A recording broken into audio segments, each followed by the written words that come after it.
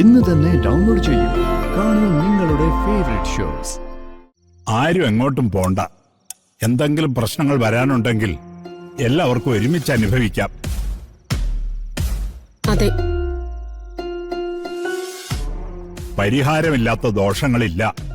അതെന്താണെന്ന് കണ്ടുപിടിച്ച് അത് പരിഹരിക്കാൻ പൂജാരിമാരോട് പറയാം. അതേ ഉള്ളൂ ഇനി പ്രതിവിധി. എടാ, വാശി പിടിക്കരുത്.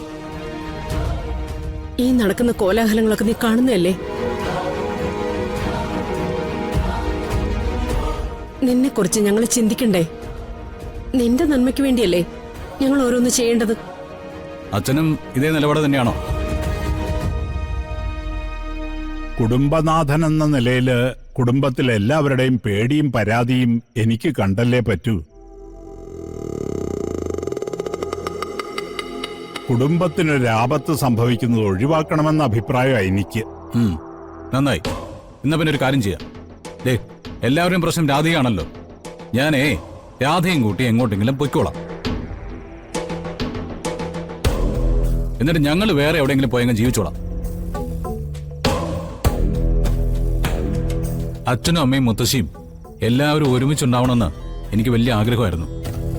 അതുകൊണ്ടാ ഇത്രയൊക്കെ പൊട്ടിത്തെറികൾ ഉണ്ടായിട്ടും ഞാനിവിടെ നിൽക്കുന്നത്.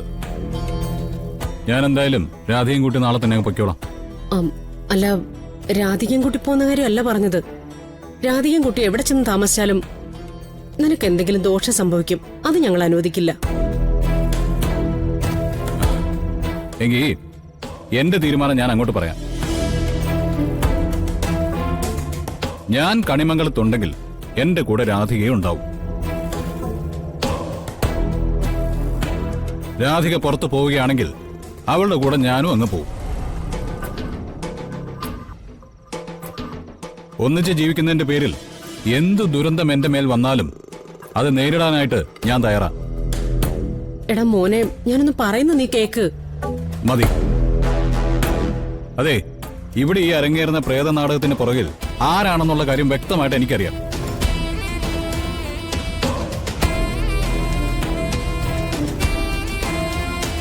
മാം, അവരുടെ താളത്തിനനുസരിച്ച് തുള്ളുകയാണ് നിങ്ങളിപ്പോ ചെയ്തുകൊണ്ടിരിക്കുന്നത്.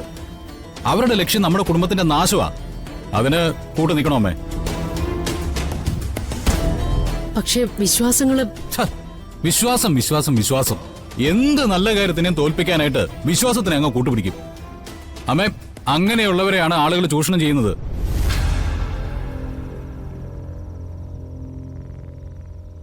അച്ഛനെങ്കിലൊന്നും പ്രാക്ടിക്കലായിട്ട് ചിന്തിക്കുമെന്നാണ് ഞാൻ കരുതിയത്. പക്ഷേ ആ പ്രതീക്ഷ അച്ഛൻ തെറ്റിച്ചു. സാരമില്ല, ഞാനോ ഒരു അധികോ കാരണം മറ്റുള്ളവരുടെ സ്വൈര്യ ജീവിതത്തിന് ഒരു തടസ്സം ഉണ്ടാവരുത്. ഞങ്ങൾ ഇറങ്ങിക്കോളാം. ഇറങ്ങാൻ ഞാൻ തീരുമാനിച്ചു. വേണ്ട, നീ ഇവിടുന്ന് ഒരിടത്തും പോവാൻ ഞാൻ സമ്മതിക്കില്ല. ഒരു തളർച്ച തോന്നുമ്പോ എനിക്കൊരാശ്രയമായിട്ട് നീ മാത്രമേ ഉള്ളൂ.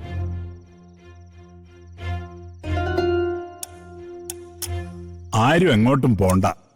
എന്തെങ്കിലും പ്രശ്നങ്ങൾ വരാനുണ്ടെങ്കിൽ എല്ലാവർക്കും ഒരുമിച്ച് അനുഭവിക്കാം. അതെ, പരിഹാരമില്ലാത്ത ദോഷങ്ങളില്ല. അതെന്താണെന്ന് കണ്ടുപിടിച്ച് അത് പരിഹരിക്കാൻ പൂജാരിമാരോട് പറയാം. അതേ ഉള്ളൂ ഇനി പ്രതിവിധി. നീ പോയിക്കോ. താങ്ക്സ് അച്ഛാ. അമ്മേ, അതെ, ഒളിവിലും മറവിലും ഈ പ്രശ്നങ്ങൾ നോക്കി ചിരിക്കുന്ന ചിലരുണ്ട്. നേരിട്ട് തോൽപ്പിക്കാൻ നോക്കിയിട്ട് അത് നടക്കാതെ വന്നപ്പോഴേ വളഞ്ഞ വഴിയിലൂടെ നമ്മളെ തോൽപ്പിക്കാൻ ശ്രമിക്കുകയാണ് അവര്. അമ്മേ, ഇനിയെങ്കിലും അവർക്കൊന്ന് കാതു കൊടുക്കാതിരിക്കെ.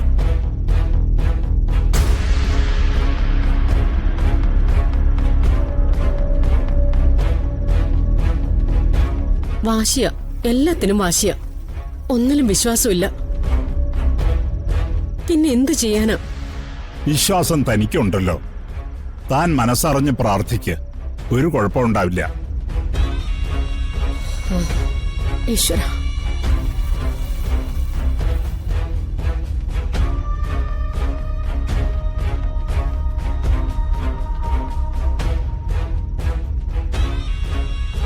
ഹലോ, എവിടെയായിരുന്നു ഇത്ര നേരം? ഒരാൾക്കും സത്യം പറഞ്ഞാൽ മനസ്സിലാവില്ല. വല്ലവരുടെയും കയ്യിലെ കളിപ്പാവള എല്ലാവരും. എന്താ സംഭവം? അച്ഛൻ്റെ അമ്മയുടെ കാര്യം പറഞ്ഞത്. ഇവിടെ മനുഷ്യരായാൽ അല്പമെങ്കിലും വ്യക്തിത്വം കാണിക്കണ്ടേ? മറ്റുള്ളവർ പറയുന്നത് കേൾക്കുക, അവരുടെ താളത്തിനൊത്ത് തുള്ളുക. അല്ല, അച്ഛനമ്മയും വ്യക്തിത്വം ഇല്ലാത്തവരാണെന്നൊന്നും ഞാൻ സമ്മതിച്ചു തരില്ല. എന്നാ ചെല്ല്, പറഞ്ഞ കാര്യങ്ങൾക്കൊക്കെ അഭിനന്ദനം അറിയിക്കും. അപ്പൊ മതിയാവൂല്ലോ. അതെ, വാ ഇവിടെ നിൽക്ക്. ഏയ്, എനിക്ക് വയ്യ. എന്റെ മനസ്സ് കിടന്ന് തിളച്ചു മറിയ. നമുക്ക് പരിഹാരം ഉണ്ടാക്കാന്നേ. വാ ഇവിടെ നിൽക്ക്. രാധിക വേണ്ട. കളിക്കാനും ചിരിക്കാനും ഉള്ള മൂഡിലല്ല ഞാൻ. നിക്ക, ഇപ്പൊ ഇവിടെ വന്നിരിക്കേ. വന്ന് ഇരിക്കാൻ വരാനല്ലേ പറഞ്ഞത്?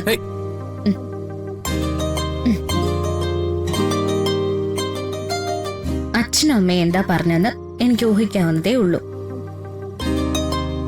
എന്നെ കൊണ്ടേ കളയാൻ പറഞ്ഞോ? താൻ ചുമ്മാ. എനിക്ക് കരയാൻ വേണ്ടിട്ടല്ല ചോദിക്കുന്നേ.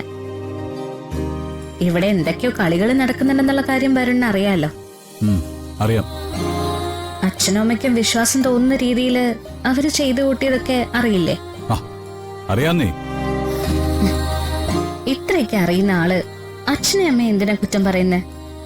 ഇത്രയ്ക്ക് എന്തിനാ ദേഷ്യം വരുന്നേ? അപ്പൊ ഞാനെന്താ, തന്നെ കൊണ്ടുപോയി വേറെ എവിടെയെങ്കിലും നിർത്തണോ അതോ കളയണോ? ദേ, അങ്ങനെ എന്തേലും ചെയ്താ കൊന്നു കളയും ഞാൻ. കാറ്റടിക്കുന്ന ശബ്ദം കേട്ട കരഞ്ഞിരുന്ന ഒരു രാധിക ഉണ്ടായിരുന്നു. അതൊക്കെ പണ്ട്. ഇപ്പൊ എനിക്ക് അങ്ങനത്തെ പേടിയൊന്നുമില്ല. നമുക്ക് രണ്ടുപേർക്കും പരസ്പരം നന്നായിട്ട് അറിയാം. ഇനി വരുണിൽ നിന്ന് എന്നെയോ എന്നിൽ നിന്ന് വരുണിനെയോ പിരിക്കാൻ ആർക്കും സാധിക്കില്ല. കുറച്ചൊന്നും പരീക്ഷണല്ലോ നമ്മൾ അനുഭവിച്ചത്. അതിനുശേഷം ഒന്നിച്ച് ചേർന്നിട്ടുണ്ടെങ്കിൽ അത് മരണം വരെ ഒന്നിച്ച് ജീവിക്കാനാ. ആത്മാവോ പ്രേതോ പൂജാരിയോ ബാധ ഒഴിപ്പിക്കലോ എന്താന്ന് വെച്ചാൽ നടക്കട്ടെന്നേ. ഉള്ളില് ചിരിച്ചുകൊണ്ട് നമ്മള് രണ്ടുപേരും അത് നോക്കി നിന്നാ തീരാവുന്ന പ്രശ്നേ ഉള്ളൂ. തനിക്ക് ഇത്രയൊക്കെ ധൈര്യം ഉണ്ടായിരുന്നോ? ആരാ ഞാൻ? കണിമംഗലത്തെ വരുണിന്റെ ഭാര്യയല്ലേ, കുറയാൻ പാടുണ്ടോ? അതുകൊണ്ട് പൊന്നുമോനൊരു കാര്യം ചെയ്താൽ മതി. ഇപ്പോ മനസ്സിനകത്തുള്ളൊരു ദേഷ്യം ഉണ്ടല്ലോ, അതങ്ങ് കളഞ്ഞേക്കേ. എന്നിട്ട് നല്ലൊരു ചിരിയുണ്ടല്ലോ, എന്റെ കള്ളക്കണ്ണന്റെ ചിരി. ആ ചിരി ഒന്ന് ചിരിച്ചേ. ആ ചിരിക്കേ.